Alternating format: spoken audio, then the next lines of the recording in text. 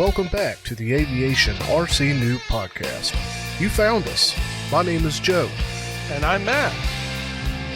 We're here to be with you along your journey and to share our experiences in RC aviation. If you have any questions, thoughts, or want to share a flight story, hit us up at aviationrcnoob@gmail.com. Now, buckle in. Let's take off. And we're back. Thank you everybody for tuning in again. This week we're going to be talking about trainers again. Specifically, we're moving on to World War II. But before we get into all that, Matthew, how have you been, buddy? Dude, I've been great. It's been a busy couple weeks. And with the hobby and outside of the hobby. As school kind of comes to a close, it gets crazy. So, how about you, Joe? I've been okay. I guess it is getting to be about that time of year for kids to be getting out of school. I know when we last talked, so it was like last week of April's, and you actually ended up doing all the editing on the last episode because I was heading out of town for vacation, and well needed, or much needed. It was how was the vacation? It was good. It was good. We went up to the mountains, up around Asheville, North Carolina. Just had It's way in the heart of the mountains in the Appalachians. Ooh, right? buddy. It was nice. We just kind of had a small cabin that we were at for a few days, and we got to go see the Arboretum in Asheville, and nice. And then I forget where it was that we went for, but we went to do some hiking and saw some waterfalls and got to enjoy the scenery out there. So that was real nice. Real nice. You didn't hike up to Mount Pisgah, did you?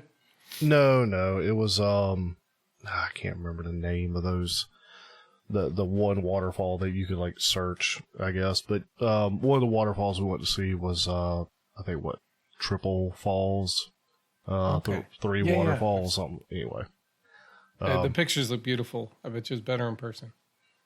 Yep, it was nice. It was real nice. Heck of a hike though. Heck of a hike. I think it's like a 5-hour drive from where we are.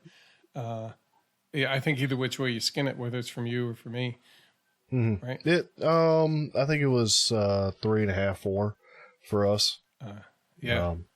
So I don't know. It's a long haul. Yeah, coming from Fayetteville, it might be a little different because anyway, without getting too deep into that. But yeah, that's so we got the best way to get into those mountains from where we are is either to go through a very busy city, which is not the best way, or it's to basically go up to Raleigh, which is an hour north, and then basically go west of that, and then shoot back down to the southwest. And there's no clean way to get there. So that's okay.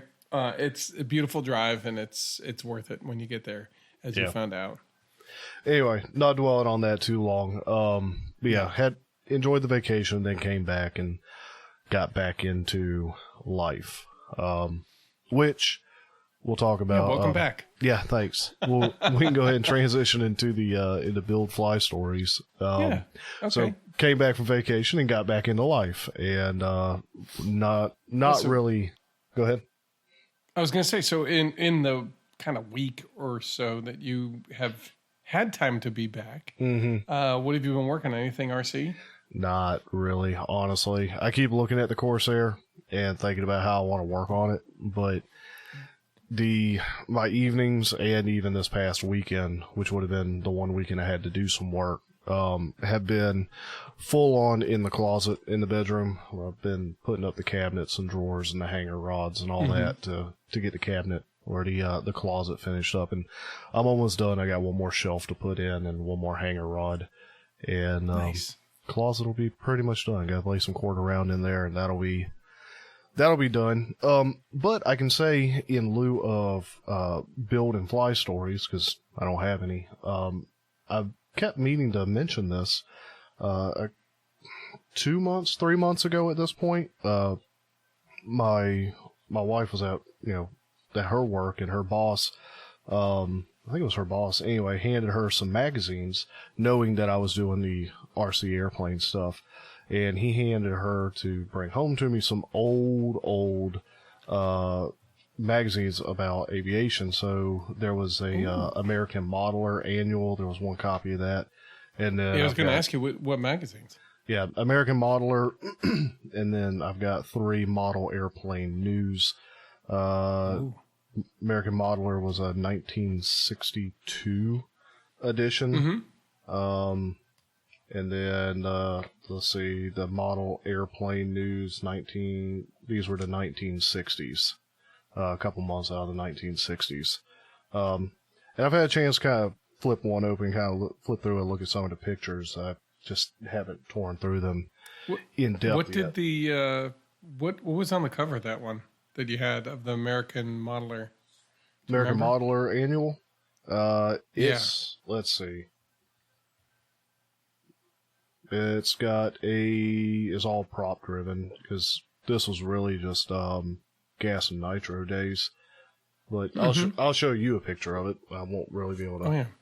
But it's got what looks like a Cessna up here, and I don't know what that is. No, I see it. I'm trying to see if I can actually get into it. Yeah, it's nice. It's just a symmetrical airfoil. It looks like a plane with kind of a head, a person's head with wearing goggles as the front of the fuselage cockpit area, and then the motor's coming out of his mouth. Weird, but yeah, it is. Yeah, it looks like a guy who's sort of spreading his wings, and he's got a cape. Yeah, because it's got and there's like a little motor on it. And then it's got little hand fingertips that are coming up out of the tip of the wings. Yeah, for some sort of dihedral effect or wingtip things. And then there's it looks like some sort of the F7F Tiger Cat. Could be at the bottom of it, and then some sort of Cessna model. Neat. Yeah. Yep. And 20 then, easy ways to go crazy. Yeah. So I do eventually want to be able to go through those and have a look, because I know it's going to be a lot of the, it's going to be some old balsa discussions and old, like, here's these engines, like they're going to have their sponsored ads in there that I'm sure you can't call the number anymore. No. But no, but they're neat to see, like, what people were using and how the magazines were laid out. Very similar to how they are today to some degree. Yeah, and there's going to be articles and stuff in there about things that were going on at that time. So I am interested to look through them and read them sometime. I should have thought to take them on vacation. I know, right? That's okay. So the only other thing really that's been going on that I've seen or been involved with, there was a conversation going on in our Discord server a couple of days ago. One of our guys was talking about using tape on the foam board, asking about if anybody knew about some old Scotch tape or something, because the tape he was using was causing the paper board to peel off or to rip and tear as he was pulling the tape off. I remember seeing that. Yeah, I guess he was used to have some old masking tape, and just this newer stuff is the adhesive's a lot stronger. And so there was a couple recommendations that flew around, a lot of it being primarily painter's tape. Because I know the painter's tape, the blue stuff like I used when I was doing trim work in the bedroom, it seemed like it didn't want to stick to my wall. So I was like, surely that's got to be good. And I'd used it when I was doing the Corsair and didn't have any troubles with it sticking or tearing the paper, but he had commented that was kind of what he was using now, and he was still having the problem. And then it dawned on me that the Corsair is using the brown paper foam board that Flight Test has, and so it's sort of a waxy surface to it. So of course, it's not going to tear the paper. So the only recommendation I had really for him at that point was to possibly take the tape he was going to be using, and stick it to something else, and then pull it off and stick it again and pull it off. Just kind of getting that adhesive stuck on something a couple times and peeling it off, and just like basically the idea of wearing that adhesive out before you go to then apply it to whatever. Yeah. Like how many times does a piece of tape actually stick to something before it loses stickiness? It was about all I really had for him at that point. Other than, potentially trying a couple different brands of painter's tape. Okay. But yeah, that's pretty much it on my end. It's just been a lot of trying to get caught up here at the house. Yeah. Well, no, and that's important because when you get those things taken care of, then you can typically be a little bit more mentally free, even and physically free to go and just come back and enjoy the hobby. I mean, it always seems to be, it's an ebb and flow, Mm-hmm. So what have you been up to? Well, I've had some of my family back in town, and that always kind of throws, I don't know, it throws me kind of for a loop. Mm-hmm. Like normally I would spend my free time at nights if I'm not busy taking care of one thing or another, kind of straighten up after kids and that kind of stuff. I go and build planes because, I put on a TV show and build some planes and just relax and enjoy. Mm-hmm. However, they're in town, so I'm, playing card games and spending time with, my mother and her boyfriend and who were down and just kind of enjoying time with them. And so what I wasn't doing much of is by the time they went to bed, they don't go to bed at 9 like my kids. So it's a lot later. I'm like, I'm too tired. I got to go to bed. So I really didn't get as much building, I think, as I expected I would do. Although I did have one or two spurts of, effort put forth to kind of get things, some progress done on some of the projects I'm working on. I did go out a couple times though. The Starship was ready for Maiden and it kind of has been. And, so I brought that out with a couple other planes. I brought it out with the Mustang and the Spitfire and good old Spitfire.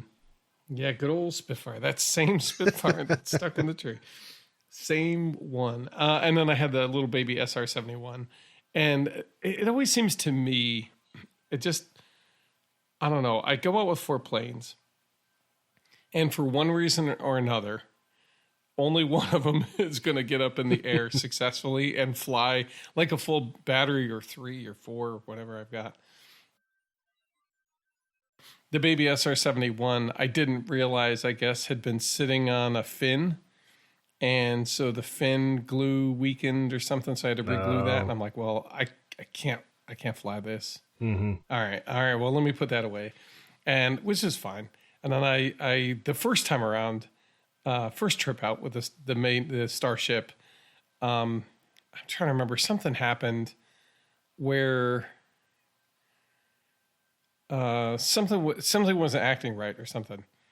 And I was like, I probably shouldn't even put this in the car because I'll be tempted to fly it. And I think I wanted to double check the CG, and is one of those things, the comedy bear is like, oh, it's just not going to happen this time. So I think I brought out the some other plane, and it just, it had something wrong. And I'm like, okay, I'm not going to fly that. I will put that away. I tried, something happened, like a propeller broke or something. Mm-hmm. I think that's what happened. It started to rotate to take off, and then there was too much of a bounce, a propeller hit, and things loosened. And I was like, all right, let me try it later. And then, I'd fly the Mustang and the Spitfire, I think the first time. And I was having a really good time flying the Mustang. Mm-hmm. And I think I ran out of time. I think I said, you know what? I think I flew one battery through the Spitfire. And it was at the end of the day, and things were starting to blend in with the sky. So I'm like, well, let me get this down. But the Mustang I started that earlier in the day, when the sun was, a little bit higher in the horizon. And I was able to get like 2 or 3 batteries through that. And I was doing some low passes. And I think everything, I flew it really well. And it was just kind of skimming across the tops of the wheat. And I think it only hit the wheat once. But I did some, it was just fun. It flew really well and I enjoyed it. So that was awesome. Mm-hmm. The next weekend or so, about a week and a half, a week later, I went out with much the same accoutrement, except this time the Starship was ready, darn it. I'm like, okay, the landing gear is high enough. I've got the battery checked on the CG, double check that. I put in two 200 3-cell batteries. So I'm like, 3 cells should have enough oomph. Everything else looked good. And it had I just double checked the thrust and made sure that everything, all the surfaces were working good before I put it in the car. Baby SR-71 had that issue. I think that was the time that it had the issue with the fin. Mm-hmm. So I was like, all right, well, that's fine. And then I had, the Mustang and the Spitfire. Well, the Mustang wasn't rolling because the wheels are still too small. I didn't fix that before I went out that time. So it ended up basically, I kind of gunned it, and then it tipped into the dirt and busted the prop. It'll do and that. It kind of like bent a little wingtip, and I was like, well, that's it for today on the you know what, I'm not even gonna I think it's like it didn't roll, so I picked it up and tossed it, and it just went down. I think I put the battery too far forward, and I forgot to check the CG, which I should have done. That's my own darn fault. And so it nosed into the dirt and broke the prop, and so I put it away. I was like, yeah, I'm not gonna try that again. I mean, it was, and I think when it did that, it ended up dislodging one of the servo connectors or something like that. And I was like, I'm going to deal with this at home rather than try to fix it in the field and try to rush it. Right. Like the sun was, I'm like, why don't I just relax? I know the Spitfire will work. And so I ran I put some batteries in. And at that point, I've got the 2 batteries from the Starship. I've got the battery from the Mustang that I hadn't used. I brought out and charged, was ready to use. So I ran those 3 batteries through the Spitfire, and I just had a blast, kind of tooling around the sky and having a good time. And then the last time my youngest son had come out with us, with my mom's boyfriend and I, and he'd been being really good and just kind of playing it in the back area and just, running up and down and, whatever he does. And I said, hey, you want to do some buddy box? And he said, I would love that. All right, well, let me see if I can figure this out. So I hooked it up, and it wasn't working. Why is this not working? Like, it worked before. Yeah. And what I realized is I took the T16, right? And I had I put in the the C-type USB charge cord adapter thing. So rather than like pull out the battery and charge it with a traditional battery charger, right, you just plug in the USB and it charges the battery. And you put it in the data port trying to charge instead of the battery port. No. Okay. But what it does is you have to replace the headphone jack and the data. That's all one board, right? Okay. So I pulled out the old one and I put in the new one and connected it all up. And again, everything worked fine. But I hadn't checked like the headset data port thing. So I put that in all the way and it wasn't working. So I had to actually put it in and pull it out like a bump. And then it's like signal received. Oh. Trainer signal lost. Trainer signal received. Like, oh, son of a gun. Okay, this is what's going on. All right, so familiar. I got it all situated. All right, it looks like we got it, buddy. And then I just check the surfaces, make sure everything's going where it was. And I think I realized all the surfaces are just like I pass them to the trainer. Trainer has control, and then or the trainee, right? So the student, I guess, has control, and then I bring it back to the trainer, and then all except aileron. So when I pass it to the student, I still can add input to the aileron. Right. Which means I can do little corrections and kind of aid him, like you're not turning fast enough. Right. Which I don't know if that's helpful or not. I should figure out if I want to. But anyway, so we were flying around and he went through a whole battery and we had a good time. I think I only really had to save it once where he was kind of like, I don't know. I don't think I got it, Dad. Like, that's okay. I think I got it. And we got ourselves out of that and went back up and it was pretty gusty too. That was the other thing. It was really windy. And I told him, I said, look, this is a good test. I mean, like you fly really well, but it's really windy. So we're going to have to be very careful don't go too far this way, or don't come at too much of an angle here, because it's going to take your plane and kind of try to throw it. Mm-hmm. He's like, that's okay, we'll figure it out. So anyway, he did really well. He flew in a really windy day, and he did a great job, and I was so proud of him. And he was just, grinning. He was really happy. I was happy that we had a good time together. It was just a good way to end the day. And I was like, all right, let's pack it up. At that point, I was pretty much out of batteries. I think I had one left I could have flown, but the sun was coming down. It was getting harder to see everything, Yeah. I was like, yeah, rather than push it, let's just call it a win. We'll pack it up and go home. And we did. And it was a great way to do that. So, and in those 2 weeks, I was inspired when building my Taylor Aero car. Okay. There's another kind of there's been a lot of talk in the news lately about people designing and trying to basically put into practice the flying car in one form or another. And that's been going on. Obviously, we talked last time or a couple times ago, since like the dawn of aviation, right? Once people are like, wait, you could get these things in the air? They can hold more than, let's make a car that goes in the air too. So they've been trying to do it since, the early 20s, right? Mm-hmm. So there's a German company called Carplane. If you want to see more about it, go to carplane.com. And it's basically, they split the fuse. So each passenger has their own compartment. And then they have like a boom that extends out back for the tail. So that's the rudder and the elevator. And then the wings sit in between to basically create a downward force for the car while it's driving. And then when you're ready to take off, you pull out the wings out the back and kind of clip them in on the sides, so, and then you're ready to fly.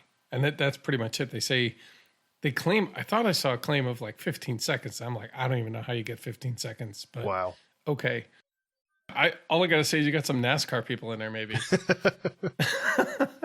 But either way, so it's a pusher prop with the motor pod in between the two fuses. And the two fuselages are maybe like 3 foot wide or 2.5 feet wide. And there's like, a 3 foot gap in between. There's like a center cross piece and then a motor pod. And then the wings kind of rest and nest in the front of the crossbar in the front. And then they rest on the motor pod in the back. And then that's when they drive like that. And so they're designing it to be driving on the Autobahn. And so it's designed to be fully roadable as well as a fully functional, high quality airplane. So I said, this is really pretty boxy looking. This is a perfect candidate for Dollar Tree foam board. Let's see what I can put together. So I pulled the plans and I put together a design. And so I cut it out and I started pulling it together. And I got, I would say, pretty far. But then I realized I needed to pause a minute and think about some design considerations that I really hadn't thought of when I was putting together the plans, which was the boom. And I kind of had, because I'd put together a track and how the boom extends and how it retracts. Because when it comes in, it tilts at like 10 degrees downward, so it has like an angle of attack of -10. So there's a track it has to slide in. So I made one side of the track, but I didn't put in the plans for the other side. So I had to kind of put that in. And then I was thinking, well, should I have the automated or should I have a servo to kind of like you press a switch and the servo turns on for 6 seconds to extend the boom. And then if it extends the boom, well, are my servos for that surface, like, should they be attached to the tail? That's going to be problematic tailway-wise. Or should they be attached to the front of the boom so they extend with the boom and that way nothing really changes? Which case it's got to be a pretty small servo. I need a 5 gram or less, and I have a couple, so I think I'll try that. And then I'm like, well, and if I have a servo to extend it, how do I extend it? Do I use like a pinion, rack and pinion, or do I do like a threaded rod with like a nut mounted to the boom, so that basically the threaded rod just rotates and kind of extends out, Mm-hmm. And then back in. I don't know. I was thinking about it. That's where I kind of paused, where I was like, I should really think about this. I didn't think that far out. I just kind of figured it just fly, just put it together and see if it flies. Yeah, I mean, if you weren't trying to go for all the moving parts, but the moment you're trying to get that functionality built into it, like, yeah, you could do, I guess, like a long worm screw that you're then, running a nut. And maybe you run it via a stepper motor. Well, we were thinking just a servo would do. You just run it for a certain amount of time, and then once it hits the end, it's going to stop because the servo doesn't have that kind of power.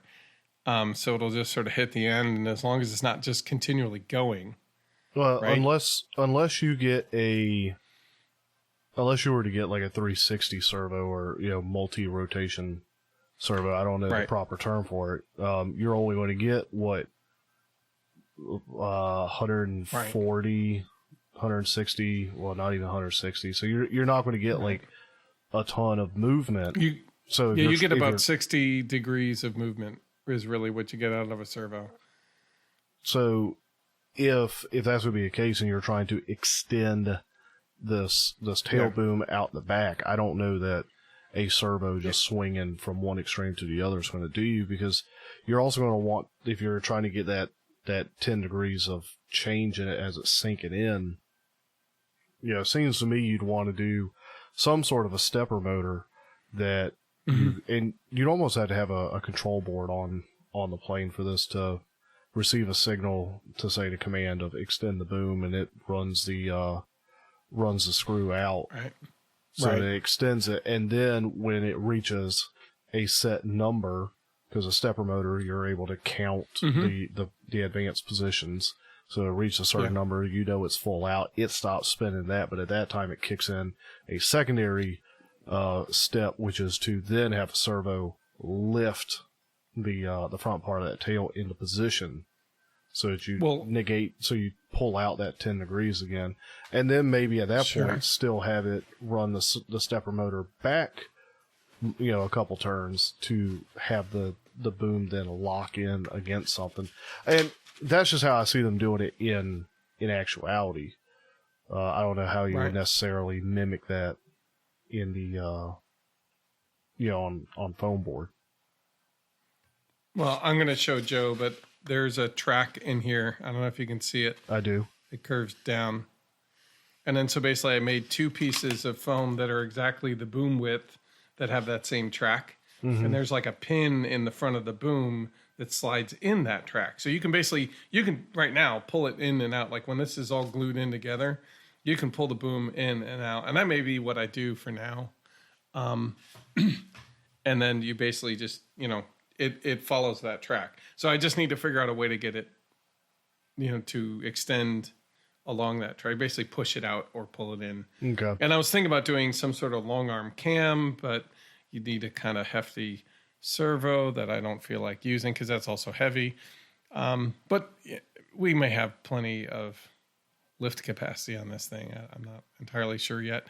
I'm planning on running like a 2204, 2300 kV quad motor with a 5x4, 5x3 prop, like basically a standard quad motor setup for the pusher.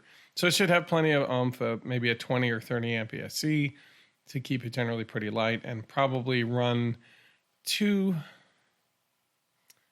batteries in a Y setup. That's the other thing I started thinking about. I'm like, how am I going to wire this thing? Because they're two separate fuses. I mean, do I put all of the electronics in the pod, right? In the pusher, the prop area, which isn't very big, but it's big enough to put like a 1300 milliamp battery and an ESC and like a standard FT flight test style pod, motor pod setup, which is big enough to have the motor and the ESC and then like a wire sticking down below where you put the battery. So I think I might do that, but I would love to have a splitter that would basically extend into each of the cars, each of the fuselages. So, because there's plenty of room in there to put in a big battery. Mm-hmm. So there's a lot of interesting design challenges that's one of those things where you start in with great intentions and you get a little ways in and realize it's going to be a little bit more complex than you think. So I'm looking forward to it because I'm about to put the wings together. Oh, that was the other thing is the spar on the wings they're really pretty thin because it's a pretty aggressive, like speed-wise design. I need to put a little wooden coffee stir in amidst the spar, which I didn't plan. So I've got to kind of glue that in place. That's not a huge deal.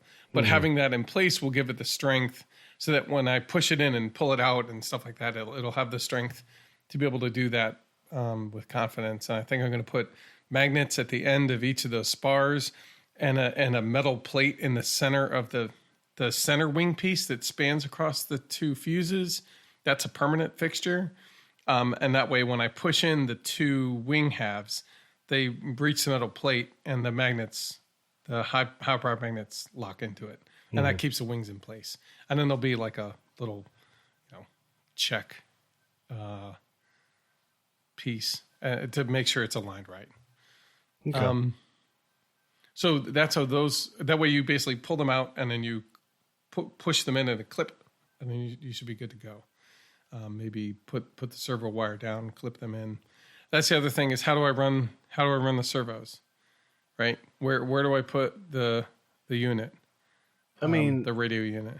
Well, yeah, the radio unit, but I mean for your tail control surfaces, because you're doing an extendo, unless you were going to somehow,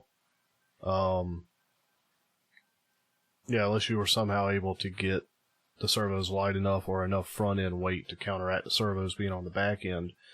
In my mind, if you mounted more up near the CG or the center of lift, then I almost feel like this would have to be where you have each control surface each control surface is each side of the control surface has a pull function.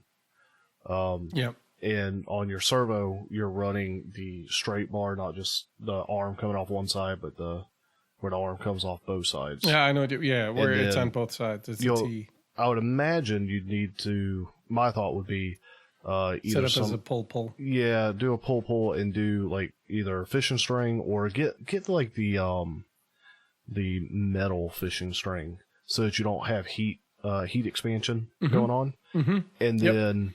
You could either then, and this get way over engineered at this point, but somehow I know, like, and I hopefully we're not losing too many listeners. Hopefully there is okay. Interested as we are about this is one of the things that I find fascinating about using Dollar Tree foam, or even just designing your own, being able to design your own plane. Even though this is a real plane, it's been designed by somebody, but you kind of go through those engineering challenges almost like from scratch as you kind of figure out how in the world am I going to make this work. It's different when it's full scale.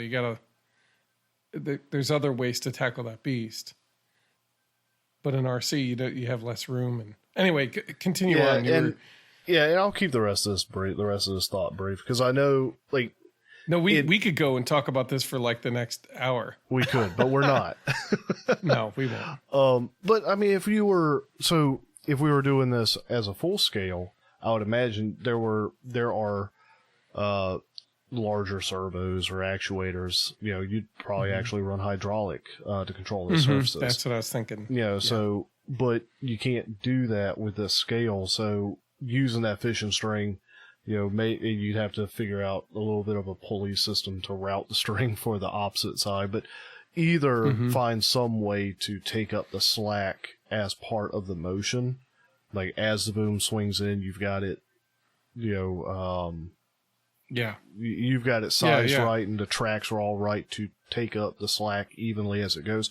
Or get yourself a low strength spring that at when it's retracted, the string's pulled in tight on itself. That's taking up your slack, and then as it extends, that's stretching the spring out.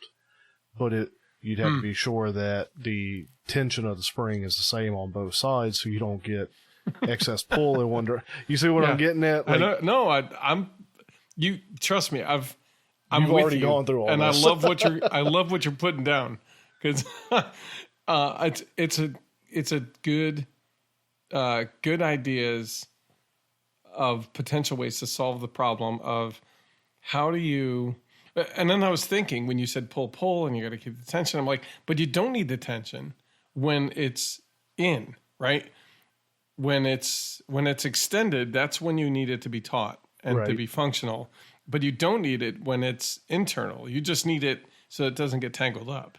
And that's that's my thought for having the spring to pull it, to keep the excess, or even just to bunch up the slack in one spot so you can control where the excess is going. But even then, I mean, you can get a twist induced that then when it goes to pull itself taut again. I know, right? Yeah. Anyway, I don't want to. It's going to be exciting. Well, you and I will keep talking, and I'm sure if you're in our Discords, keep an eye on the general channel. I'm sure I'll be putting random nonsense that I think up as I'm trying to figure this out, or as I try different things. And I have a build thread already on the FT forums. Just search car plane. It's probably the only one. Speaking of random craziness in the Discord, and real quick, did I see a nitro motor mounted on a foam board nutball? Is that what I saw? Yes, you did. You certainly did. That is one of our listeners. He posted that he just earned himself a nickname when he did that. Nitro Nutball, I think it is. Nitro Nutball is his new nickname for a while. He's one of the listeners, and he's an active member of a couple different things. He's like, oh, it flies great too. So yeah, I'm looking forward to seeing the video when he gets it done. Because we all are demanding, let's see the video. What? Okay. I know, right? It's going to be fun. I'm looking forward to seeing it. Honestly, it was really. Everybody, it was interesting the kind of conversation that comes from looking at like, wait, what is that on the front of that nutball? Mm-hmm. Because that's what was happening. I was just rolling through Discord, like just looking at the pictures because I had been out for a few days. I saw it. I said, surely not. Yeah. Anyway. Yeah, nope. That's in fact true. Nice. Yeah. So I mean, really, that kind of concludes what I've been working on, and I've been figuring out some things with the J1000, so that's still on the table as well. I have some repairs to do to the Mustang landing gear, which got damaged in the crash. I've got some repairs to do for the Beechcraft, so we'll talk about that later. But that's pretty much it for my building and flying stories. I think I remember we had our last episode was a Dep Run episode.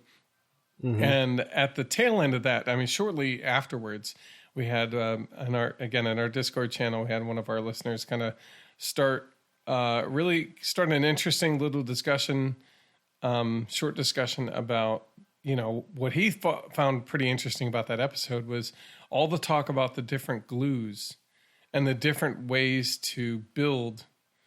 Different adhesives to use while you're building models, and obviously. We were talking specifically about Dep Run in our last episode, but we all kind of scratched our chin going, I wonder if we could use it for other surfaces, for other types of materials, and including, can we use that for balsa, or should we use it for balsa? We're talking, I think a lot of the conversation revolved around epoxies and Gorilla Glues of sorts. And, it was an interesting discussion that kind of sprang from it. So thank you, Jason K., for starting that discussion. That was pretty cool. He said he tried the epoxy, and I'm trying to remember what his success was. I think he liked it, but I think he found it more brittle than he wanted it to be for what he was using it for. Mm-hmm. Well, and something to take away with the epoxy conversation, and not that I've had experience with epoxy. I just also listen to RC Plane Lab podcast, so I kind of absorb some of their information.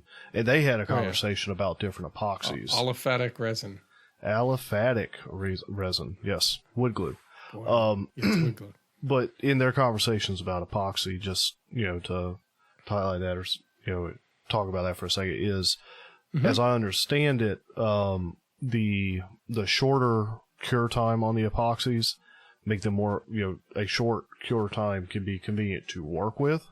But your longer cure time epoxies, which take a little more patience and are, sometimes you need a short time cure, a long time cure, depending on what you're working with at that moment.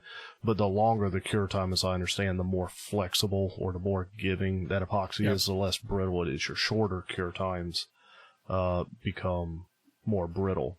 And it's something to do with the chemical makeup of how and why they cure so fast. Right. And in many senses. So I'm a civil engineer in the real world, and it's very similar to concrete. I love it when I see a concrete cure pretty fast, but at a certain point, it becomes too fast. And it does that same thing where it starts to be more brittle and it doesn't function. So I imagine the epoxy is doing something very similar in the kind of chemical reactions happening. So, yep. Again, that's really cool stuff. And they have a really great discussion about mixing up more epoxy is not necessarily better because it cures faster than you think. If you're going to make a big batch, get one that takes a while to cure because the heat will make it cure faster. And it's all about how long do you want to hold it. Like if you can pin it in place and put some stuff on it and leave it all night long, put the slow stuff on. You'll have a little bit more durability or flexibility in any flexing that might happen in your plane naturally. So, I think as Greg was saying, because planes flex like they do, they're going to.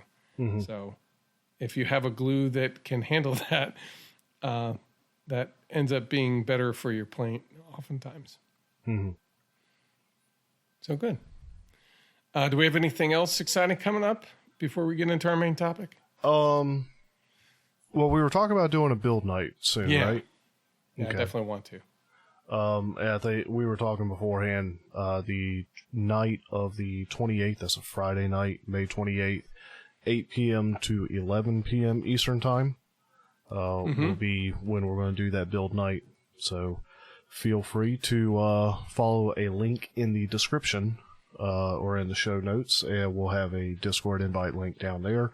Feel free to come on and join in, enjoy the build night. And something that I've enjoyed seeing, talking about build nights very quickly, is our general channel guys are starting to talk and because it's been a couple weeks since our last build night, so they're starting to look forward to another one. But when's also, the next one? Yeah, hurry up. But also, I think one guy actually asked, "Hey, can we coordinate a build night? Can we get our own going?" I was like, "Absolutely." Yeah, please. Yeah, it was never the intention that Matthew and I are the only ones that say, "Here's a build night." If you guys want to go and set up and coordinate and plan a build, go for it. The channels are there. And so I'm not a build night. I'm not a build channel diva. I don't need to be part of every build night that happens. No, thanks. No, really, get in there and talk and have fun. And that's part of what it's about. If we're there, cool. But I mean, really, if you guys can all if you're wanting to get together and this is your avenue to do it, please come and do it. And I think there's been we only ask you be respectful and, keep your language, respectful as well. And I think there's been one small build party that happened in the last week or two, probably the last week. I think a couple guys got together. I wasn't here for it, but based on the conversations I was seeing, I think I looked over in the server at one point and saw a couple guys in there. So that was nice to see that, It happens on occasion. It's good. And I'm happy to see it too. That's part of why we set up multiple build party channels because, that's, the one we have might spill over, but the other one is that, maybe you have a group of people who are building Mustangs, right? Let's say. Or I guess Dan Sponsol he designed a Bloody Wonder. He kind of redesigned it and he kind of re-released it recently, I think. And so what he's some of the guys were talking about putting together like a Bloody Wonder night, right? And just everybody kind of, pull down his design and just build it together. Mm-hmm. And I was like, dude, go to it. Yeah, and if absolutely. I can join you, I'll be there. Yeah. Nice. Well, good. All right. Are we ready to talk about World War II trainers? Yeah, I'm ready. Are you? I suppose as ready as I'm going to be. I know you've got a lot of information that you're going to kind of go through quickly. How about this? Why don't I talk about, just highlight a handful of the trainers that I kind of saw. And again, this is a very small portion of the list. Because there were trainers throughout the war. As technologies increased, they changed which ones were going to be trainers. They started as biplanes and they worked towards jets, right? World War II is a pretty exciting time with regard to that. And then we have a couple that we sort of highlighted. And so we're going to go into that. Let me talk about the brief list of highlights, right? Okay. And then I'll let you why don't you get into yours, and then I'll get into mine. And then I'll talk briefly about an honorable mention, and then we'll talk about, what that means to us. Okay. Is that all right with you? Yeah, go for it. World War II, if you live under a rock, happened in late 1930s all the way to like 1940. And I know there's an official date, but basically the mid 40s, 1940s. And there were basically two sides to the battle, or two sides to the war. There were Allies and Axis, and the primary forces that were part of the Axis was Germany, Japan, and Italy. And the primary group in the Allies, and again, this is not the comprehensive list because it was called World War II for a reason.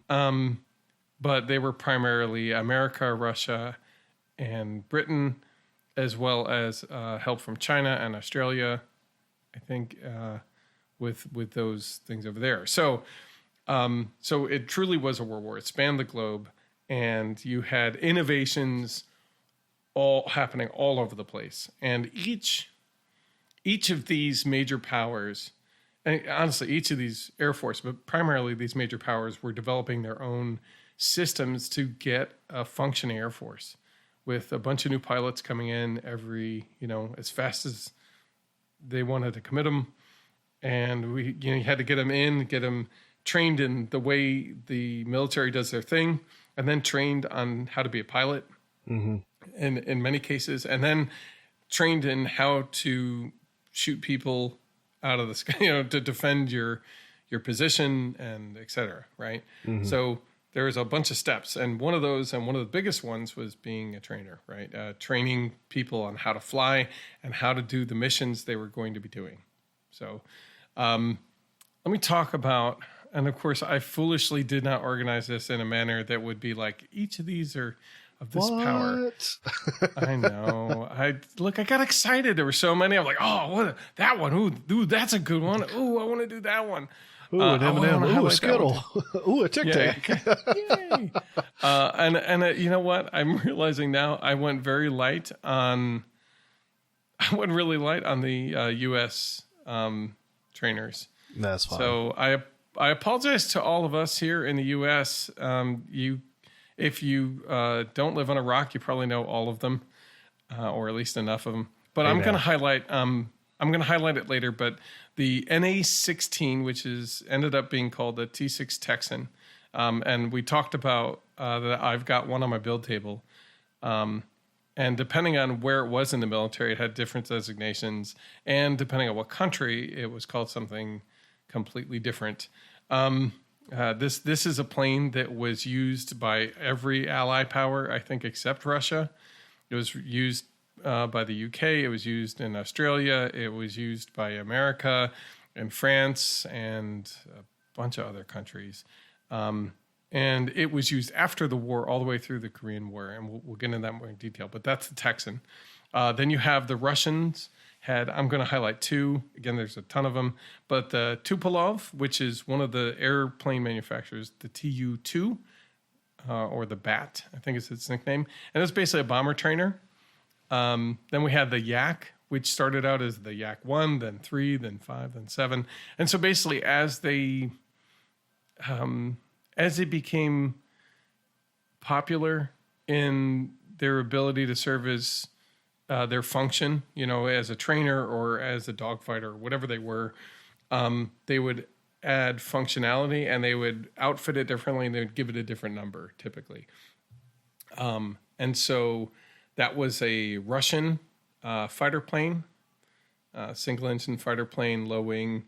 And the neat thing about this is that the two first female flying aces gained their flying ace designation flying a Yak. Okay.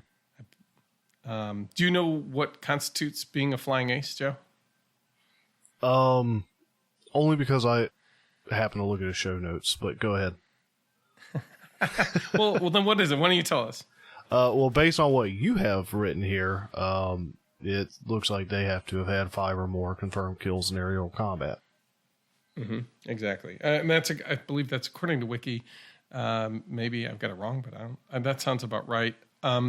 Yeah, I mean, if you got into 5 aerial combat, survived them, and managed to shoot your opponent down, then that was quite an achievement. And these ladies shot down 11 and 12. Okay. So they were quite effective in these Yaks, and they were definitely one of those planes. And if you look at it today, I mean, they're still talked about today. So let's see, Avro was a British company, the Avro Anson. It was one of those ones that just kept serving different functions as they realized how effective it was.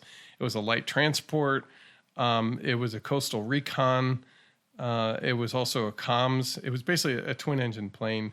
And it was also then used as a crew trainer. So when you're trying to get people ready to fly various different types of missions where they're in like a bomber plane where you've got a crew of like 6 guys all doing different functions for the aircraft and for the mission, you got to train them on how to do that, right? We don't walk around every day going, oh, I know how to do my mission as a tail gunner in a bomber or something, Right. Or I'm not the guy who releases I don't know how to do that until somebody teaches me how to do it. Mm-hmm. And I've got to be put in scenarios where I can test that I know what I'm doing and be confident. So when I go out on the mission, I'm successful, right? So that was one of the functions. The CAC Wacket, that is the Australian Air Force. So during the war, Japan extended its reach and started imposing upon Australia. Right. I don't know, that's not the proper way to put it, but they basically started putting their reach out that far, and the Australian continent said, hey, we need to defend ourselves and put together this military. They ended up using a lot of the planes that the British and American forces had developed, as well as some of the other ones. But this one was one that they designed themselves. But they were running into, material shortages. It was hard to get engines. It was hard to get base materials out in Australia. So that's its own interesting story. And of course, you have and I'm not even really covering, but there's about a third of the list that I saw was biplane. So I'm going to touch on the DH.100 Havilland 82, which is a Tiger Moth. It's a biplane. It's from the end of the World War I. It still served as a great platform to teach people acrobatics. It taught them how to do different kinds of missions, and taught them how to fly. Mm-hmm. One of the great things about biplanes is if you've ever flown them, they're slower because they have 2 wings.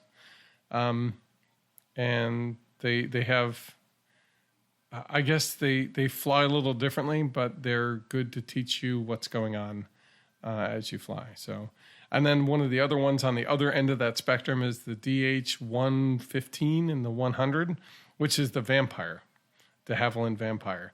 And that's a jet that had intakes in the wings at the root. And they were dedicated for training, they were basically dedicated for training for the students under supervision, among many other missions. But they're a really impressive plane. And that's one of those ones, if you can get your hands on the Hobby King version, anybody I know who's ever bought that model has been amazed at its glide slope and its maneuverability. That it can slow down a great deal and fly well, slow, but you can crank it up and get it going fast. Mm-hmm. So those are the Ally planes that I highlighted. Again, de Havilland and the Avro are British planes. The Tupolev and Yak are Russian. Again, I kind of just grabbed the one, but I mean, you name almost any kind of famous, like the Mustang, the P-51 Mustang, I don't think the Spitfire was one, but the B-24 bomber, I mean, they trained in that. Like almost every major plane that you can think of in the American forces, most of them were used as trainer planes as part of their missions, right? Mm-hmm. If you're going to fly this, you're going to train on it. So that way you know exactly what you're doing, right? Right. And then, of course, like I said, the Australian, let's not lose, I'll call it, our friends on the other side of the world. They were definitely a big part in what we were doing, which is trying to stop the Axis from expanding their influence, right? But of course, while the Allies were creating these trainers or using these trainers to get their air forces up to speed and effective, the Axis were doing the same thing. The Italians, I would say, they had a smaller presence, I think, with regard to their Air Force, but the Mach-E MC-200 Sieta, that's an Aero. They nicknamed it the Aero or Lightning. It was a modern metal monoplane. It's interesting because if you look at the pictures of all these planes, to the outside observer, they really look very similar. They have a pretty big rounded fuselage that's just big enough to stick in a massive engine in. They have, long rounded wings with a pretty high chord, pretty long chord. And they have this kind of, they're all about 30 to 35 feet long. The wingspans are like 40 feet.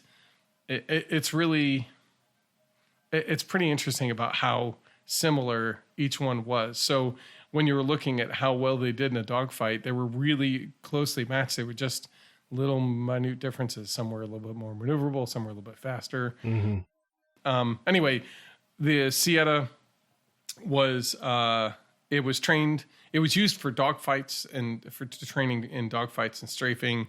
And I guess at the end, and that was in the beginning of the war. And then eventually it got put as a trainer as it was no longer being useful as a frontline fighter. They decided to use that to train people for the modern aircraft. In the Japanese Air Force, again, there are a number to choose from. I grabbed one, Kyushu K-11W, which is Shirakigu. Oh God. It's a white chrysanthemum. I am. I did it earlier and it just flowed off my tongue. Shiragiku. Shiragiku. So maybe I'll be able to place that. I hope that's right. The Kyushu K-11W Shiragiku, which is the white chrysanthemum. It was a bomber crew trainer, so it would allow them to basically get their crews up to speed so they could do effective missions. Then, of course, you go into the German Air Force, or the Luftwaffe, the Dornier DO-17, or otherwise deemed the Flying Pencil. It was a medium-class bomber. But one of the things they were saying that it flew like a fighter. It was high speed. It was maneuverable.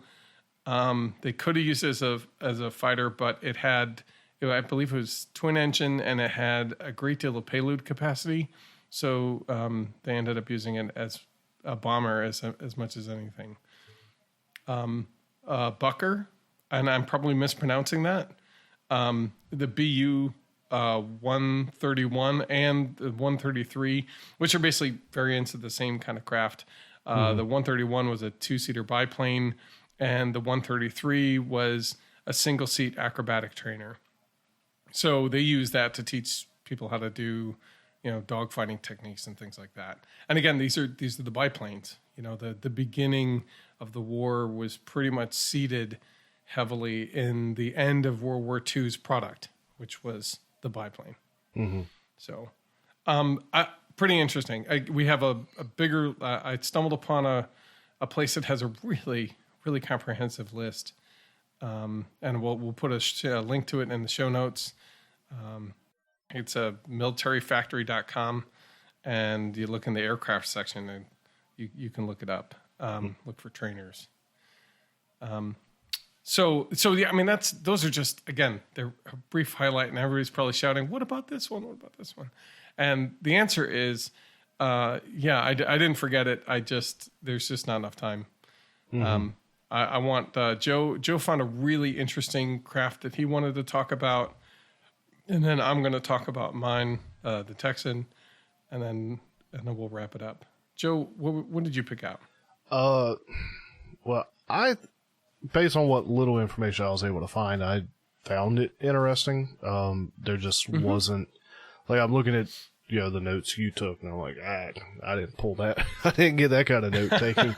Well, I picked the most popular trainer there ever was. So there's a lot more information on what I pulled out than there is on yours. So don't beat yourself up about that. But let us know about what did you pick? So I ended up looking up the Cessna T50, which was originally a civilian craft. And then got adopted into military service, and it went by the code name or the nickname, the Bobcat. Okay. And as it got brought into military service, it was the Cessna AT-17 Bobcat. Okay. Ended up picking that one just because it was still, as I was looking at it initially, I was like, man, like that's got to be a bomber type plane. Because it's larger fuselage, twin engine. Yep. So sure, trainer, twin engine. Surely this is a bomber. But it wasn't. I kept looking through all the information, or what I say all the information, what little information I could find on it. And expecting to see, at some point it was used as a bomber. No, this one was strictly a trainer and a light transport. It was a 5-seat light transport, one for the pilot. It said the crew was 2. I imagined it could fly, with just the pilot, but pilot, co-pilot. And then it had a bench seat in the back, where you fit 2 very comfortably and 3 comfortably enough. So you could transport 5 people in it. So unlike the fighters, they were sitting side by side. Right. Yeah. So as opposed to like a pilot to bombardier type configuration, you had more of a kind of pilot co-pilot, which I don't know. Today's fighters, they'll sit forward and back. Okay. Yeah. Well, yeah. I was gonna say almost every fighter trainer they're sitting front to back. They're sitting where the main pilot's in the front, and the trainer is usually in the back with ancillary controls. They can do pretty much everything. Think Top Gun. And that's, and even the World War II, even the biplanes were the same way because they didn't want to, they didn't want to make the fuse any bigger because that increases your drag, right? So, but when you're looking at other missions where, like you said, to transport a wider fuse isn't a big sacrifice, So, right. anyway, tell us more about it. And it was light transport. It had cargo capacity for, what needed to be transported with whoever it was transporting. But it ended up serving as a trainer plane, as an introduction into multi-engine aircraft. So where, a lot of a lot of various planes were running off a single engine. This one was a 2-engine, and I imagine this could have been used as a stepping stone into the bomber trainers. This was, let's get you used to multi-engine aircraft, because while I've not flown a multi-engine yet, there's differences there. You've got engines that you got to keep running at the same rate, or you're going to get, some yaw effect or some differential on your thrust, which, I've watched a couple small videos where you happen to see the inside of the cockpit, and so I think they could lock the 2 engines together, run them up or down. I could be talking out my back on that one, but so it was getting used to the multi-engine setup. It did have retractable landing gear. What I found interesting about that was the landing gear, it would retract, but it didn't retract all the way. Like, it didn't come up in the bays and get closed off. The wheels were still exposed under the engine nacelles. So if they had to do a landing and either A, forgot to put the landing gear down, or B, couldn't put the landing gear down, the wheels were still there. So they could land it without putting the landing gear down. Just, I imagine you didn't necessarily want to if you didn't have to. And while those gears were, I think they were motor driven, intended to be motor driven. If something happened and they couldn't be motor driven, they operated off a worm gear.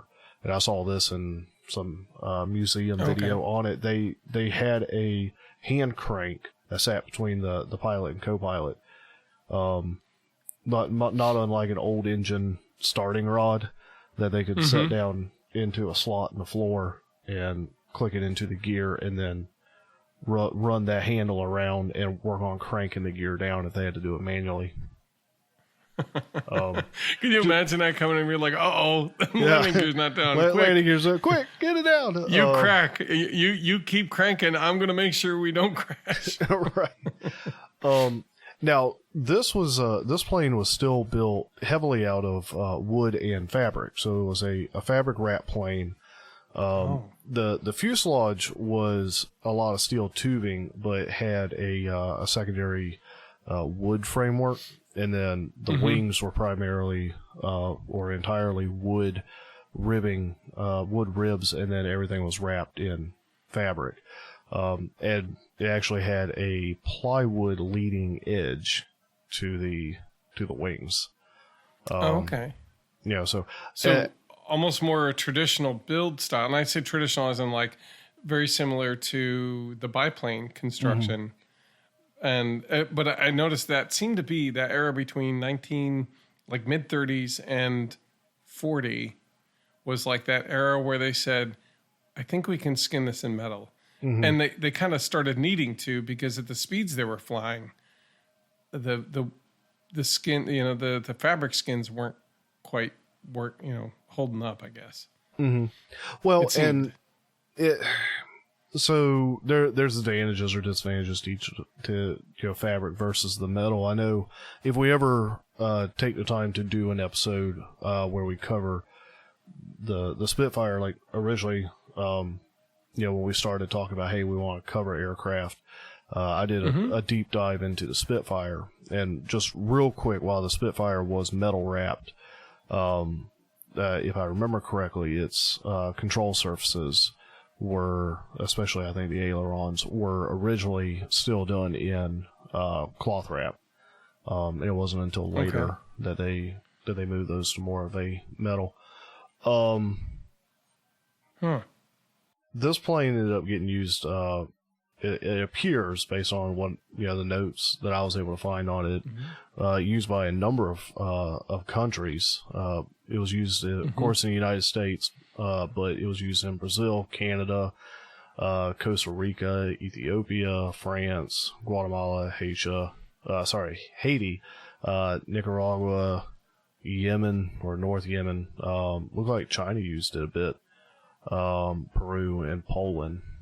And it's like everybody, isn't it? Yeah. Well, I mean, so with it serving as a light transport, so it wasn't going to move tons of people, but if I'm trying to remember where I saw it and if I'm quoting this correctly, but it was good for moving moving pilots from one deployment location to another.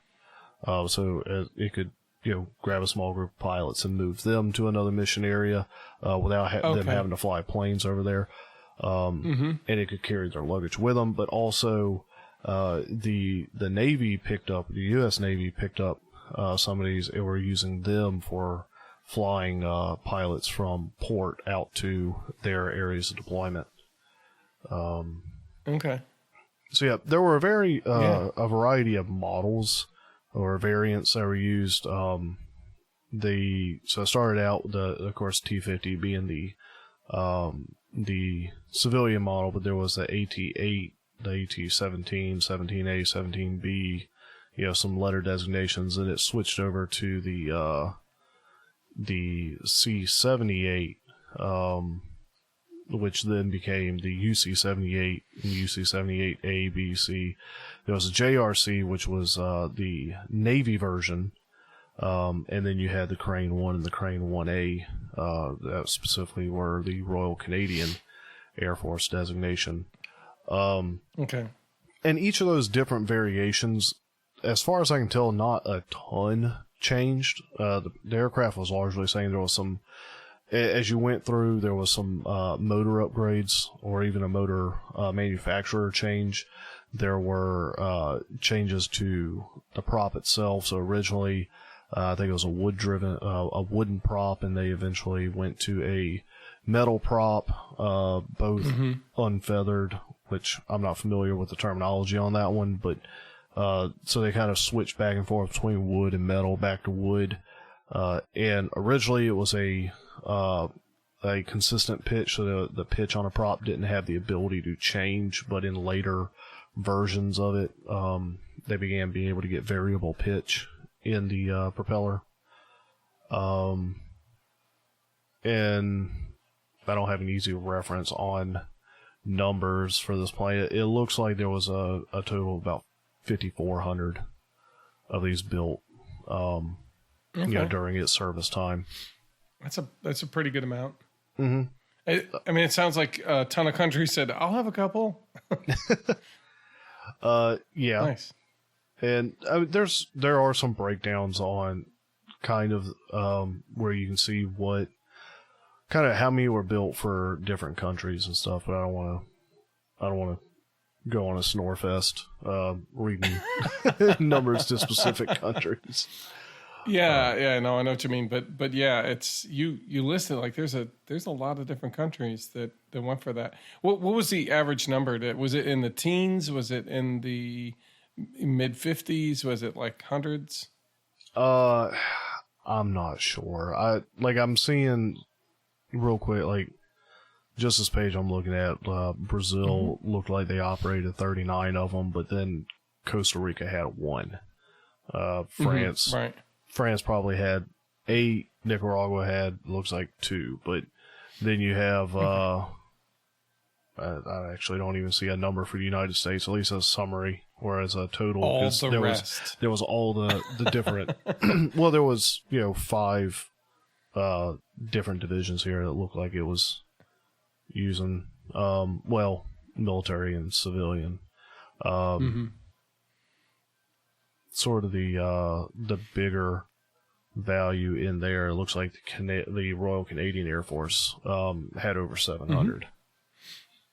Yep. Yeah, there's the Royal Canadian Air Force had a great deal of interest in certain planes. I was kind of surprised, but it makes perfect sense. Well, good. So, is there anything else? So I don't know if you said it. Who the heck called it the bamboo bomber? Who did say that? Looks like the pilots that flew it. Yeah, I guess that's kind of, those who use it give it the nickname, right? Yeah, and I think that's where I got my bad impression or my wrong thought on it, that it was a bomber as I was looking through the stuff, because that's a nickname of it, is the bamboo bomber, but so. But yeah, it's not a bomber at all. Nope. Nice. Yeah, it may have been the United States that nicknamed it the United States pilots that nicknamed it the Bamboo Bomber because it says it was redesignated as AT-17 and it was nicknamed in the service as the Bamboo Bomber because of its wooden construction, because I think a lot of them had more for the metal-based construction at that time. Yeah, at that point, a lot of the fighter craft were definitely turning to metal. So nice. It's a really cool looking plane. Honestly, I like it. Yeah, I think I might need to see about building a model or designing one for us to just kind of maybe build one or two. It's somewhat boxy. So it seems like other than the nose section, it'd be pretty straightforward. Mm-hmm. Nice. Go take a look at it if you haven't. Well, good. I guess that brings us to the most popular trainer plane of all time. And one of all time or just of World War II? Of all time, period. Okay. Ever, in all wars. I don't know. They were, yes, there were over 20,000 built between 1938 and 1953. We're talking about the T6 Texan, but it was originally the North American 16, which was redesignated when it was brought into service, which I think originally had the BC-1 designation, and then it quickly turned to a T6 Texan. If it was in the Navy, it was the SNJ. If it was in the British Royal Air, the RAF, it was the British Harvard, and if it was in Australia, it was the CAC Wirraway. So basically, as each Air Force adopted this craft for its uses, the T6 Texan was redesignated as something separate. I guess that way you could tell what Air Force was flying it based on what designation they call it. Mm-hmm. But either way, no matter which way you looked at it, it's a T6 Texan. It's kind of has a long enclosed canopy that houses both the front pilot and the co-pilot in the back, or trainer in most cases. I'm going to go through some features that this craft has that I guess many don't entirely, and I'm going to get into some details only because I looked at a bunch of different videos of people kind of climbing in and out of the Texans. Because there's so many, there's a great number of them surviving in most, a lot of the aviation museums that you'll run across will probably have one of these, partly because it played such an important role.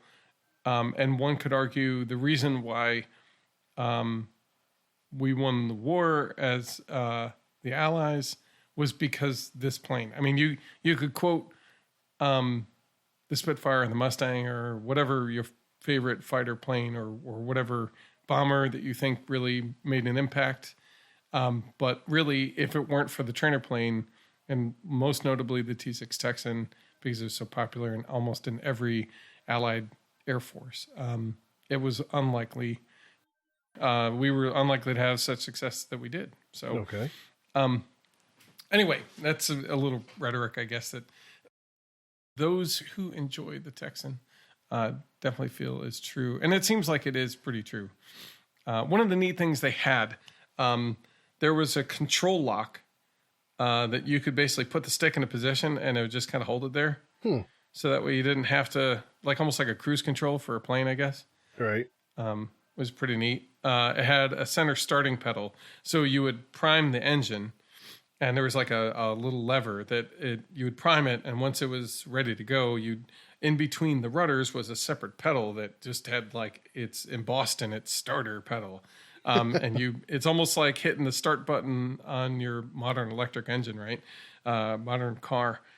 You press it and it would start the engine. Just simple as that. Just simple as that. I guess so that way you wouldn't have to get out and have people rotate the engine for you or whatever it was they had to do. So they had adjustable rudder foot pedals.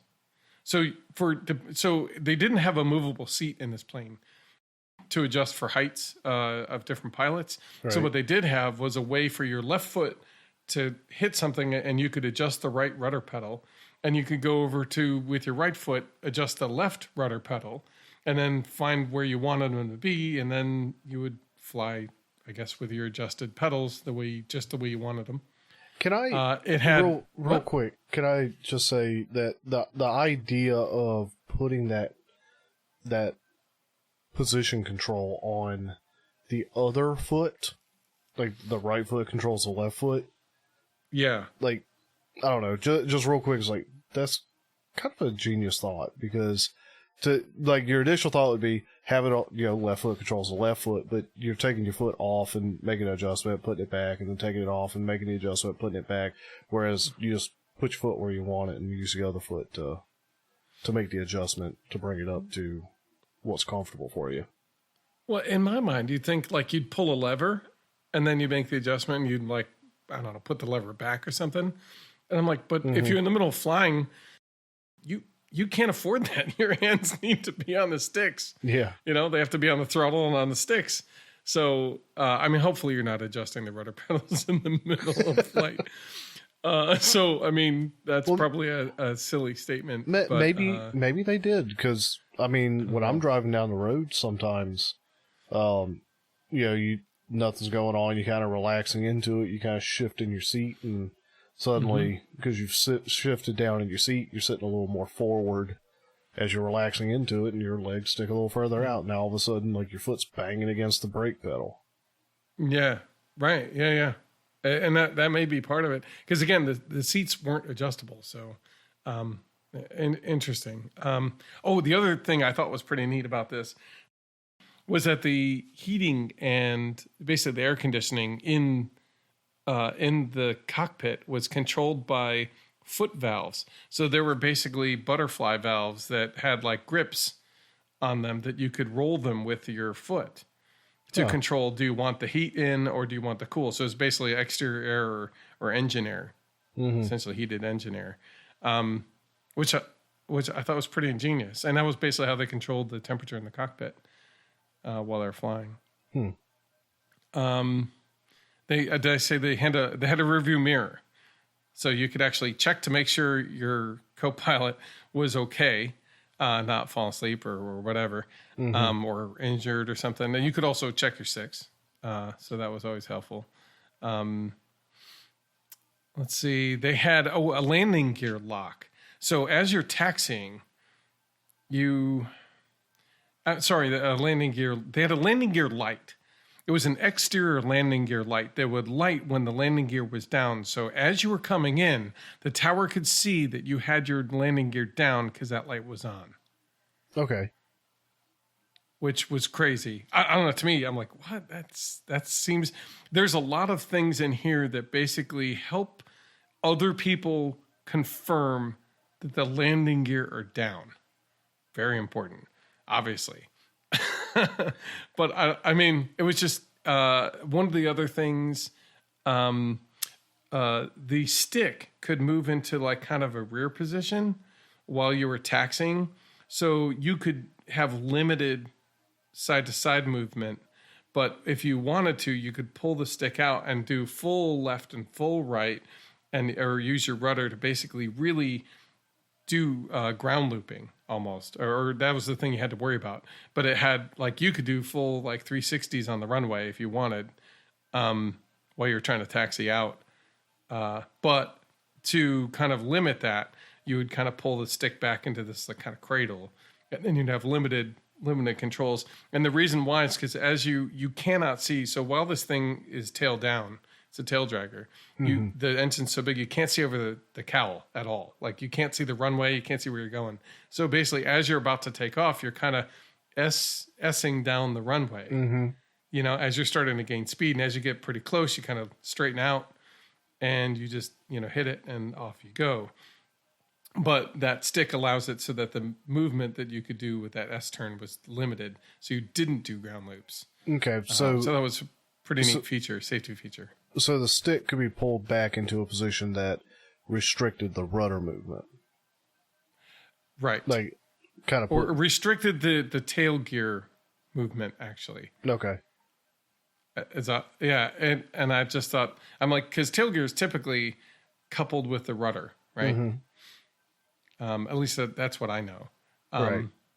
And then you could kind of pull the stick out, and then it would free up the landing gear, so that it could move whatever which way, and you could literally do 360s. Like I said, it had the starter pedal, which is pretty cool. Which I thought that was a neat way to do that. Let's see. Oh, okay, so in the rear cockpit, you had a removable stick. So you could, like in the middle of the flight, like if you had to get up and kind of look around and do whatever, you could literally pull the control stick out of its little mooring or its socket, right, and stick it off to the side. There was a spot where you could put it. Okay. And I'm trying to think. It didn't have the starter in the co-pilot seat, so you had to go to the pilot seat in the front to start it. And I think that's... I mean, those are the weird... I call weird, but the unusual and custom features of this craft. I think that seemed to limit or seemed to lead to the Texan being a really good trainer. These were all things that seemed to help, like, newer pilots in getting up in the air safely, right? It was pretty cool. It had a supercharged Pratt & Whitney engine. We could go into details, but to me, I know that there's some people who really love that stuff. And I suppose I could talk about it, but to me, it's like speaking Greek. Right. And honestly, the truth is, and with almost all of these planes, like as they changed designation, it was T6. It was a T6. What model? B, C, D, E, F, G, H. You know, I mean, like it would just continue up. And as they went up, they would oftentimes change engines. So the engine designation, the engine would go with one designation.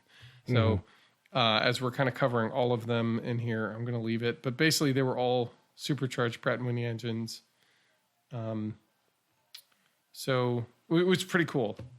Pretty powerful engine, and it did its job well.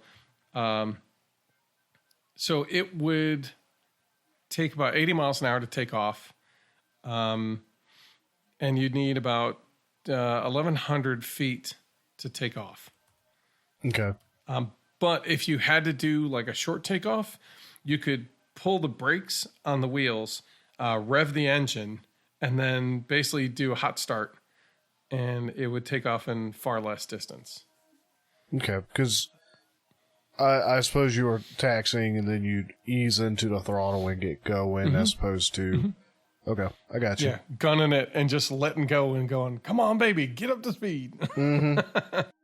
Which I imagine if you had a shorter runway, maybe it was busted or maybe you were in a weird spot. Maybe that's just something you needed. So, well, the Navy at the time was still doing that method. yeah, that's right. Yeah. Because the carriers at the time, I don't think were running. Yeah, they weren't running trap assist. No, it was good luck. Yeah. So I don't know sense. exactly when. I guess more accurately the catapult or the spring wire assist. I'm not sure when precisely that came into the picture for aircraft carriers, but I know in the early days they didn't have that, so you were dealing with very short takeoff distances. So anything they could do to get as much speed as possible short term. So while I'm sure the Texan wasn't taking off or landing on a carrier, similar concept. But it was a naval training craft. Oh. So that makes sense that it would do that. Well, yeah, it was purchased. I mean, it was, no. Thank you. Cause that really, I'm like, why are they there's a couple mentions of how short a takeoff it could take. And I'm like, well, I mean, that's cool, right? Like that's neat. But why is that such a big highlight? But that makes a lot more sense now. Because of the carriers. Yeah, absolutely. This is another little feature this craft had. The fire extinguisher in the craft was accessible from the outside. So there's like a little panel next to one of the windows that you could unlatch and roll it out, and there was a the fire extinguisher was right there. Okay. Again, it's a lot of little like, oh, this is an interesting feature. I mean, there was a purpose behind that, but yeah, absolutely. I heaven forbid you have to use it from inside or outside, right? yeah, I wonder if that was for easily accessible for the ground crew. Yeah, that's kind of what I'm thinking too. Like, while you're maintaining it, something happens, that there's one in there somewhere. Mm-hmm. If you could just get to it from the outside, you might actually save the plane from going up, right? Mm-hmm. Well, okay, so let's talk about the flight characteristics that people talk about with this plane. One of the things that people love about this, the T6 Texan, is they say it's light on the sticks, and so it would fly a lot like a warbird. It would roll. It had a really great roll rate, so it's really maneuverable. So people loved it there, and of course that's what you want in a trainer, right? If you're training people how to fly planes and get kind of used to flying fighters, you want it to have that kind of responsiveness when you're ready for it, right? And this thing was used all the way through to the Korean War, and even almost past it. The Korean War ended in 1953, and I think this was in service through 1953, which is pretty cool. I was pretty impressed with that. I didn't expect that. Mm-hmm. The armaments, it could be, I think there was a fuse-mounted machine gun. There were 2 wing-mounted cannons possible. That's different configurations. Right. As well as 4 bomb racks to hold, I think, a number of 150-pound bombs. Okay. Which means you could put it into different service types as well as different training exercises. Mm-hmm. And I think that's part of why it became so popular as a training craft. Multi-role craft before multi-role is a thing. Yeah, exactly, right? Definitely. It was fast. So if you want wide open throttle, it would go 215 miles an hour. And I think that was about the speed of most of the modern fighters at the time. They're pretty close to that. But if you wanted to, you could roll the throttle back to about 50%. Or roll the throttle back. I think it's about 50%, and you cruise at like 185 miles an hour, and it would reduce fuel consumption by 50%. Okay. If you just kind of eased it back into a nice cruise, it was pretty neat. And I think the last little bit of this, and it's more just because the video kind of highlighted this that I was watching. I read a bunch of things, but this video.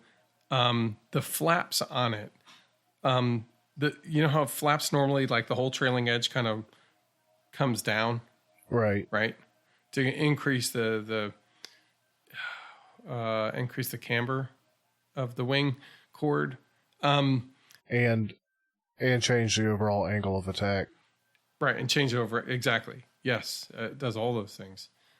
These just extended the bottom half of the wing down.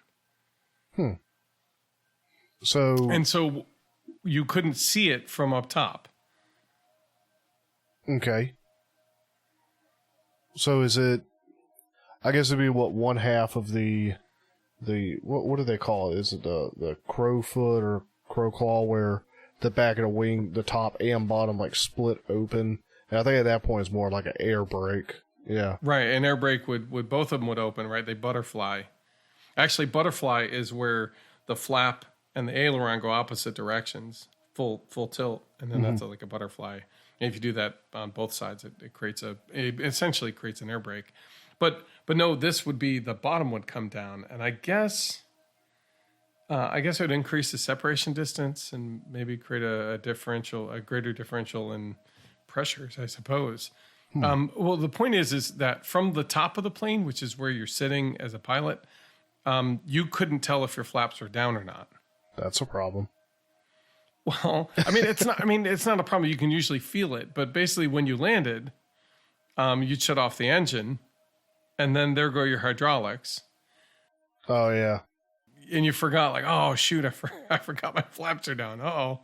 Well, they built into the engine bay a hand crank, or like a hand press, almost like a tire pump or something you could like use with your foot.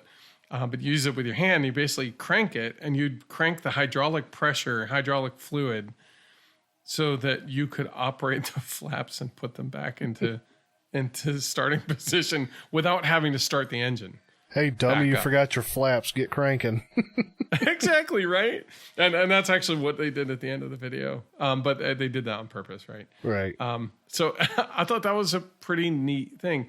And one of the other things about this plane, and when you're looking at all the different planes you can buy, one of the reasons why it's popular as an aftermarket thing is it was an affordable plane. You're not looking at $1 million plane.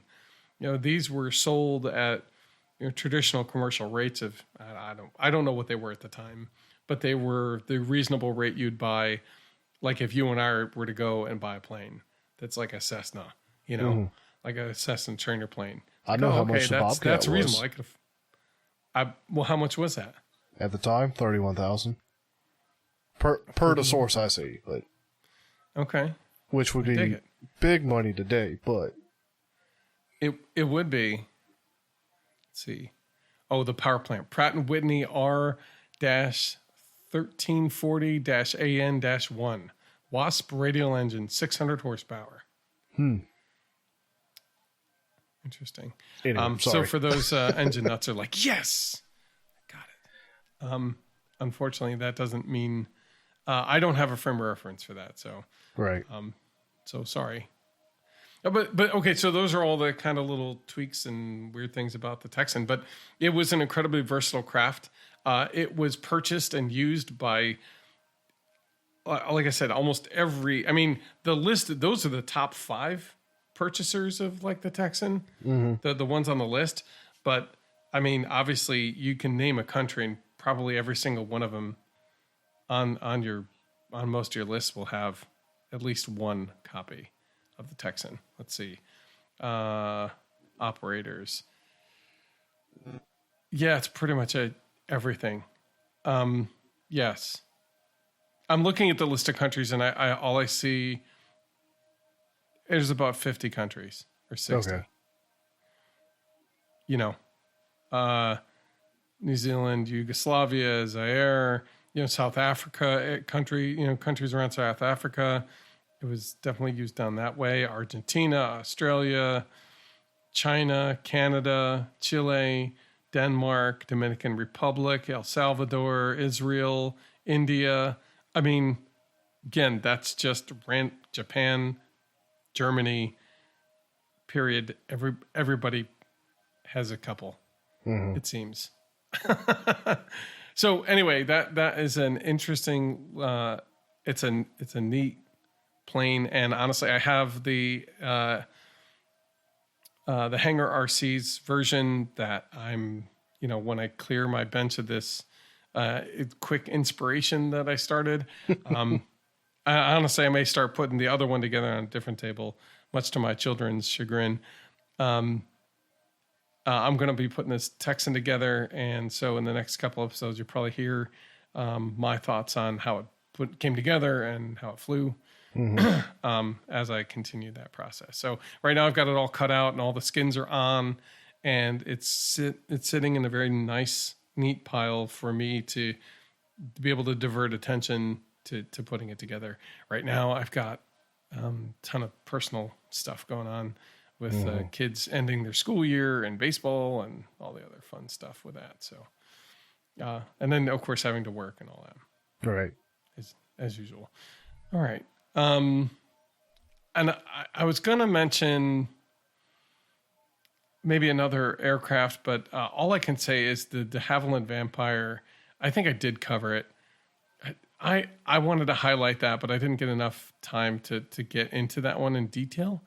But that's just a beautiful craft. And like I said, from all the RC pilots that I've heard who have one, and it's a very popular craft to grab, and I've built one using an undersized motor, and even that was it was awesome to fly, even though it just sunk slowly to the ground. I'm like, this is going to be really good if I could just get a power plant in it. It'll work. So honestly, I just thought about it. I'm like, I've got a 50 millimeter EDF just sitting on the table, ready for a plane. Yeah, maybe that's one of them. I don't know. I've got a couple ideas on where I want to put that. I haven't settled on which one. But that's, I think we're going to put a couple links to some of these planes where you can either find them, buy them, or get free plans from Flight Test, or, go on Outer Zone if you're a balsa builder. I can guarantee you put any one of these planes that we talked about, or even any one of these planes that are probably on this list, and you'll find a couple plans available to buy, purchase, download. And go try one. I am guessing you're going to be having a good time with it. Mm-hmm. I think that's all I have. I think that's all I'm willing to get into. Okay. Well, real quick, returning to the Bobcat for a second, because again, my thoughts were scattered. I'd said that through the different variants, they were changing the motors, or they were changing the prop, or, prop upgrades and such. One of the things that changed through the different variants was also some of the radio equipment they were carrying, which isn't the biggest thing, but that was in some of the stuff I was reading. So I want to point out that, as the variants progressed, there were changes in the type of equipment, radio equipment they were carrying. Now, what were those changes? I don't necessarily know, but that was one of the things noted among the various variants, was that, switch to, or change of radio equipment and such. So it could have been just for, better, longer range communications, or this, that, and the other. So. Yeah, maybe. Interesting. Yeah, I wonder if there's a listener out there who kind of understands, I guess, why would that be highlighted? Because, it seems as you went through the war, these systems were updated and upgraded.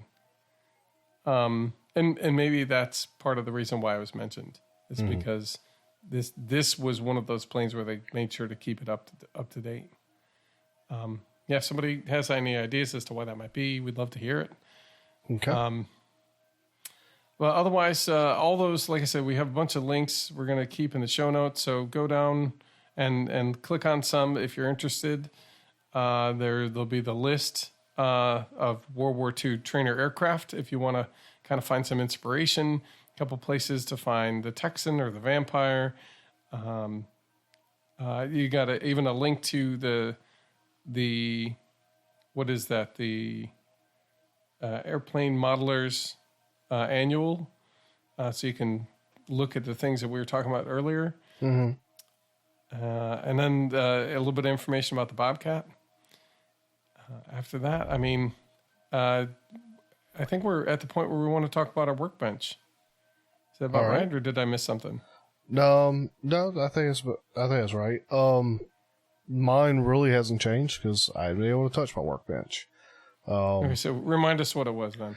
So I still want to spend a little more time on the Corsair's rudder control system, because it's sticking one way or the other. It's not returning to center properly.